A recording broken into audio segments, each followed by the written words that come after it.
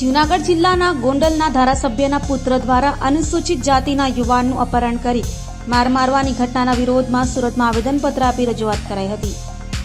Surat collector કચેરીએ પહોંચેલા સમસ્ત અનુસૂચિત જાતિ સમાજ સુરત દ્વારા જૂનાગઢના ગોંડલમાં ધારાસભ્યના પુત્રની દાદાગીરીના વિરોધમાં આવેદનપત્ર અપાયું હતું અને જણાવાયું હતું કે જૂનાગઢ જિલ્લાના ગોંડલના ધારાસભ્ય ગીતાબા તથા જયરાજસિંહ જાડેજાના પુત્ર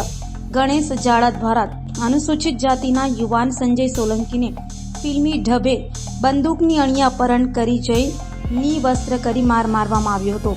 ગણેશ જાડેજા સાથે તેમના 10 સાગીરતો પણ અપહરણ કરી નિર્વસ્ત્ર કરી માર મારવામાં સાથે હોય, જેથી આરોપીઓ સામે કડક પગલાં લેવામાં આવે તેવી માંગ અનુસૂચિત જાતિના લોકો દ્વારા કરાઈ હતી.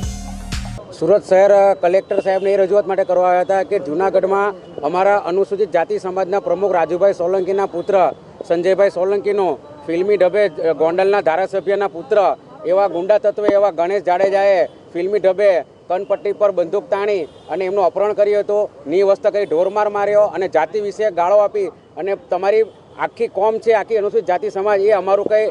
કરીને લેશે એ રીતે બીભત્સ ગાળો આપી અને ઢોરમાર મારી અને એને ત્યાં નાખી ગયા હતા. અને 6 દિવસ વીત્યા પછી પણ હમણાં ધરપકડ ગઈકાલે રાતે થઈ હતી, કેમ કે એ વર્તમાન ધારાસભ્યનો પુત્ર હોવાથી એમને એટલી બધી છૂટછાટ હોય છે. ગમે ત્યાં જુઓ તમે, ગુજરાતમાં દલિતો પર અત્યાચાર થાય છે, ગામડે ગામડે અમને કોઈ અધિકાર નથી. અને જો આવું જ રહ્યું તો અમે એક દલિત સ્થાનની અલગ માંગણી કરીએ છીએ. અને જો કદાચ કોઈ બીજો સામાન્ય ઘરનો વ્યક્તિનો છોકરો હોતે તો ધરપકડ થઈ જતે, પરંતુ આ શાસક પક્ષના નેતાનો છોકરો જે ધારાસભ્યનો પુત્ર છે એટલે એ લોકોને ગુંડાગર્દી કરવાનો એક હક આપી દીધેલો છે.